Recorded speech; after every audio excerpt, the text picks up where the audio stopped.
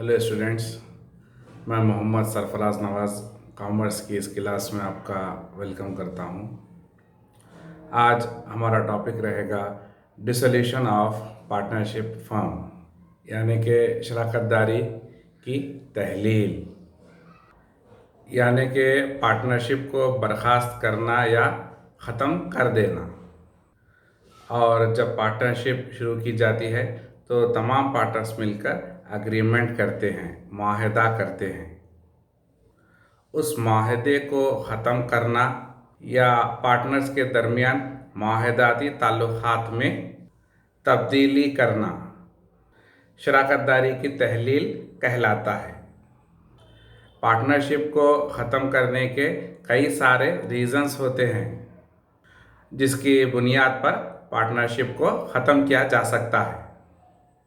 Partnership में अगर कोई पार्टनर इंसॉल्वेंट हो जाता है, यानी कि उसका दिवालिया निकल जाता है, या फिर कोई पार्टनर अपने आप को उस पार्टनरशिप से अलग हो जाना चाहता है, दस्तबरदार हो जाना चाहता है, या फिर किसी पार्टनर की नाअहली की वजह से, यानी कि वो काम ना करने की सूरत में, या फिर किसी पार्टनर की डेथ हो जाए, यानी कि कोई पार्टनर मर जाए, या फिर कोई पार्टनर पार्टनरशिप से खारिज हो जाए, या फिर पार्टनरशिप का टाइम पीरियड मुद्दत ख़त्म हो जाए, तो ये कई सारे रीज़न्स होते हैं जिसकी बेसिस पर पार्टनरशिप को डिज़ोल्व किया जाता है, यानी कि शराकतदारी को बर्खास्त किया जाता है। शराकतदारी की तहलील की सूरत में डिसोल्यूशन ऑफ पार्टनरशिप में फर्म के कारोबार ख़त्म नहीं किए जाते और दूसरे पार्टनर्स नए माहदात, न्यू एग्रीमेंट्स के तहत कारोबार को चला सकते हैं। तो समझ में आया शराकतदारी की तहलील किसे कहते हैं, डिसोल्यूशन ऑफ पार्टनरशिप किसे कहते हैं। चलिए आगे बढ़ते हैं और अब बात करते हैं डिसोल्यूशन ऑफ फर्म की, यानी कि फर्म की तहलील।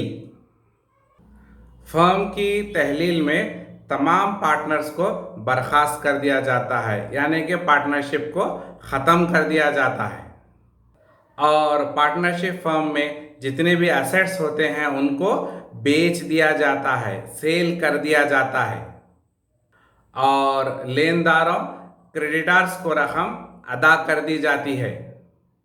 और जब पार्टनर्स ही पार्टनरशिप में नहीं रहेंगे तो पार्टनरशिप फर्म कैसे रहेगी।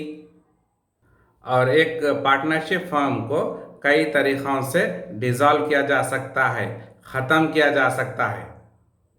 तो पहला तरीक़ा मुआहदे के मुताबिक तहलील है। पार्टनरशिप को जब शुरू किया जाता है तो एक एग्रीमेंट के तहत शुरू किया जाता है और उस एग्रीमेंट पर तमाम पार्टनर्स राज़ी होते हैं, और जब तमाम पार्टनर्स आपसी रजामंदी के तहत राज़ी हो जाएं पार्टनरशिप को बर्खास्त करने के लिए, तो ये तहलील मुआहदे के मुताबिक होगी। दूसरा तरीक़ा है नोटिस के ज़रिए तहलील, जिसको डिसोल्यूशन बाय नोटिस कहते हैं, यानी कि पार्टनरशिप एट विल, यानी कि कोई पार्टनर अपनी मर्जी से दूसरे पार्टनर्स को नोटिस देता है कि वो पार्टनरशिप फर्म को छोड़ना चाहता है, पार्टनरशिप बर्खास्त करना चाहता है। तो नोटिस के ज़रिए भी पार्टनरशिप को बर्खास्त किया जा सकता है। तीसरा तरीक़ा है हंगामी हालात में तहलील। कौन से हालात में? हंगामी हालात में तहलील।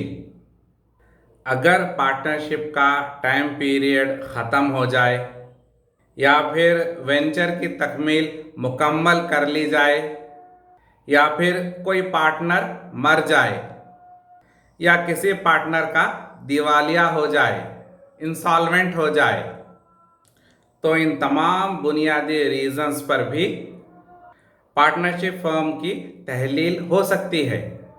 और इसका दूसरा तरीक़ा है लाजमी तहलील, यानी कि कंपल्सरी डिसोल्यूशन। पार्टनरशिप फर्म को जब चलाया जाता है और अगर उसमें नुकसान आ जाए, लॉसेस हो जाएं और पार्टनर्स का दिवालिया निकल जाए या फिर पार्टनरशिप में कोई गैर कानूनी काम हो, अनलॉफुल हो, यानी कि जिसे हुकूमत इजाज़त ना दे, तो पार्टनरशिप फर्म खुद ब खुद डिज़ॉल्व हो जाती है, जिसको लाजिमी तहलील, कंपलसरी डिसोल्यूशन कहते हैं। और सबसे आखिर में है अदालत के ज़रिए तहलील, जिसको हम dissolution of firm by court कहते हैं। इस तरीके में अदालत एक ऑर्डर के ज़रिए पार्टनरशिप फर्म को बर्खास्त कर सकती है। उसके बहुत सारे रीज़न्स होते हैं, जैसे कि कोई शरीक पागल हो जाए या फिर कोई पार्टनर सही तरीके से काम ना करे या फिर पार्टनरशिप एग्रीमेंट में जो माहदा हुआ है उसकी खिलाफ वर्जी करे, और भी बहुत सारे रीज़न्स होते हैं। पार्टनरशिप फर्म को अदालत के ज़रिए बर्खास्त कर दिया जा सकता है। तो समझ में आया फर्म की तहलील क्या होती है, डिसोल्यूशन ऑफ पार्टनरशिप फर्म क्या होता है, कितने तरीक़ों से पार्टनरशिप फर्म को बर्खास्त किया जा सकता है।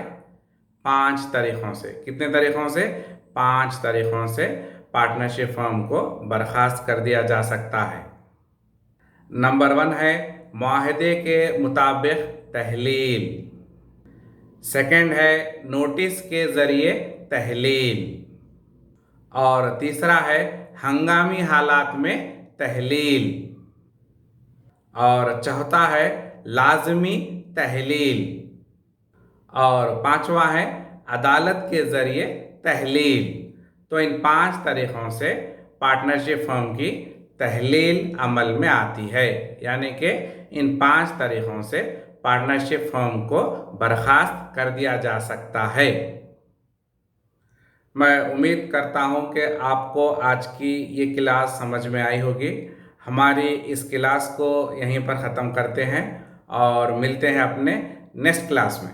तब तक के लिए थैंक यू।